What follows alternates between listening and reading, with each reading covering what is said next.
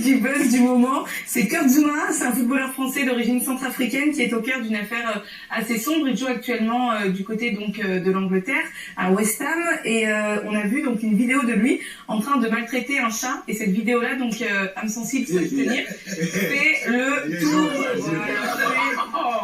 tour du web.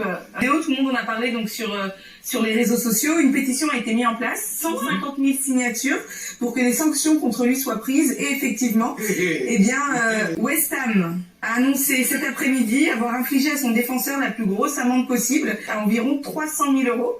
Et un de ses sponsors également a annoncé qu'il allait revoir ses liens financiers avec le club. Chers amis, pour avoir donné des coups à son chien, Kurt Zouma a été condamné à 300 000 euros d'amende, à 180 heures de travaux d'intérêt général et avec un risque de 5 ans de prison, et il a été boudé par les sponsors.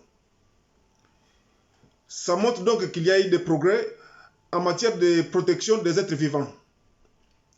Par contre, il n'y a pas eu de sanctions contre l'Ukraine qui voulait laisser périr les Noirs en les empêchant de prendre les trains pour fuir la guerre. Les gens étaient obligés de faire des kilomètres et des kilomètres à pied et dans le froid. Il n'y a pas eu non plus de sanctions contre la Pologne qui voulait laisser les Noirs périr et les a laissés crever de froid en les empêchant de traverser la frontière. Apparemment en Ukraine maintenant ils permettent aux personnes blanches de s'enfuir à bord de trains. À la frontière polonaise ils permettraient aux blancs de passer, alors que les noirs qui ont dû marcher des kilomètres pendant des heures dans le froid ne peuvent pas passer.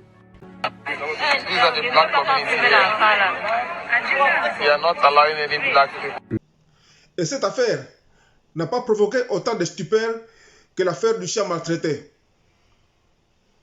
Et le problème aussi est que cet écart de traitement, c'est-à-dire le fait d'accorder plus d'importance à la santé d'un chien qu'à la vie de centaines d'êtres humains, de centaines de Noirs, pour les Africains, ça ne fait ni chaud ni froid.